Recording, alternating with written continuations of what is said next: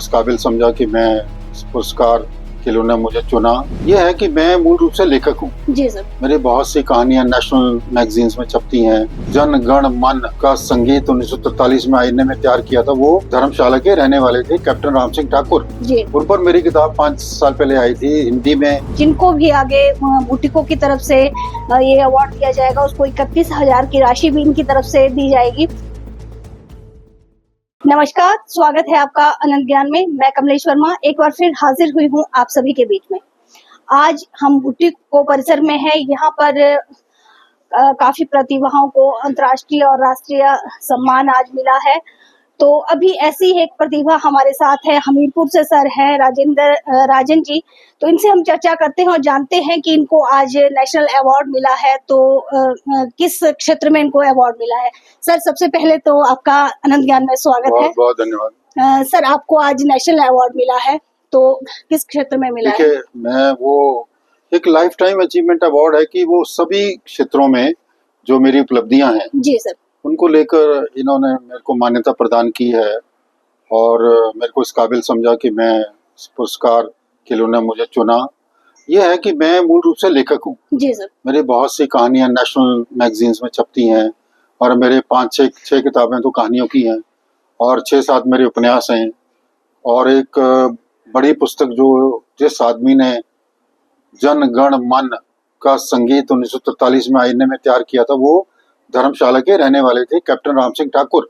उन पर मेरी किताब 5 साल पहले आई थी हिंदी में, फिर नेपाली भाषा में आई, अब वो अभी इसी साल अंग्रेजी में आई है।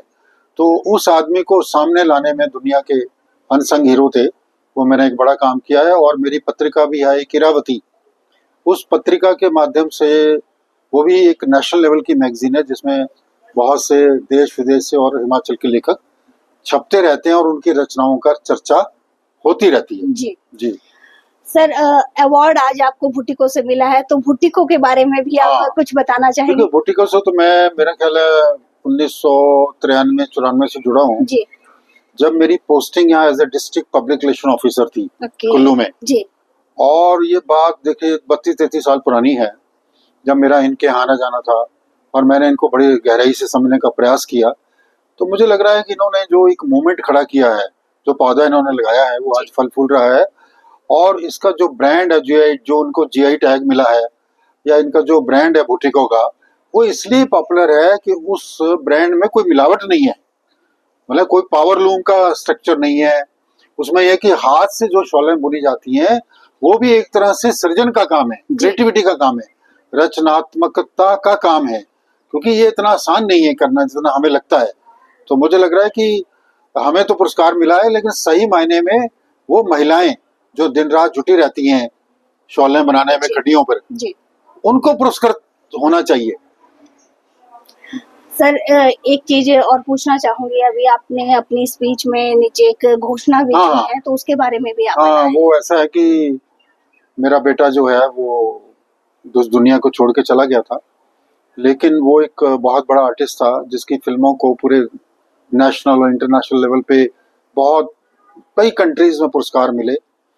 और उसके बाद वो उन्होंने फिल्मों में काम भी किया, वो रंगकर्मी भी थे जी। तो मैं चाहता था कि इससे बढ़िया और इससे अच्छा मंच और कोई नहीं हो सकता कि जहाँ पूरे इंटरनेशनल लेवल पे और नेशनल लेवल पे और हिमाचल से लोग आते हैं। तो रंगमंच थिएटर जी और फिल्मों के लिए मैंने कोई पुरस्कार यहाँ नहीं देखा। तो मुझे लगा कि वो विधा, वो माध्यम, वो मीडियम भी इसमें कवर होना चाहिए। और वो 31,000 का पुरस्कार मैंने अनाउंस किया है और वो अगले साल से दिया जाएगा, जिसका सारा खर्चा मैं करूंगा, वो मेरे बेटे की स्मृति में दिया जाएगा। सर, आपके बेटे इस दुनिया में नहीं है, दिवंगत आत्मा को भगवान शांति प्रदान करे, तो उनके बारे में थोड़ा सा आप कुछ बताएंगे? नहीं, वो मैं यही बताऊंगा कि वो बहुत स्ट्रगलफुल लाइफ रही, क्योंकि आमतौर पे ये होता है जो लोग फिल्मों में जाना चाहते हैं सारे वहाँ कामयाब नहीं होते, आपको पता है जी। कुछ लोग फ्रस्ट्रेशन में वापस आ जाते हैं, लेकिन वो कामयाब हुआ। जब वो कामयाब हुआ, जब इसको बड़े बड़े बैनर मिले, यहाँ तक कि मनाली में वो रवीना टंडन के साथ शूटिंग करके आया था और उसके बाद उसको बम्बई जाना था जी। उसको बड़ा मंच मिल गया।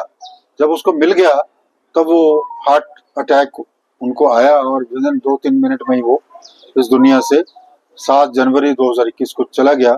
इसका गम मुझे बहुत ज़्यादा, लेकिन मुझे लगता है कि जब हम इस तरह का काम करते हैं, जी उनकी याद में कुछ काम करते हैं, पुरस्कार देते हैं, तो वो स्मृतियाँ जो हैं आपकी ज़िंदा रहती हैं और आपके मन को शांति भी मिलती है। जी सर।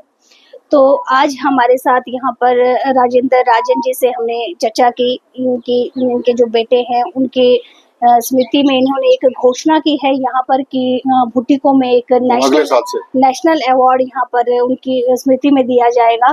तो इसके अलावा 31,000 रुपये राशि, साथ में इन्होंने ये भी बताया कि 31,000 की राशि, कैश राशि जो है, जिनको भी आगे भुट्टिको की तरफ से ये अवार्ड दिया जाएगा उसको 31,000 की राशि भी इनकी तरफ से दी जाएगी। तो इसके अलावा इन्होंने अपने बारे में भी हमें काफी कुछ बताया। जुड़े रहें अनंत ज्ञान के साथ।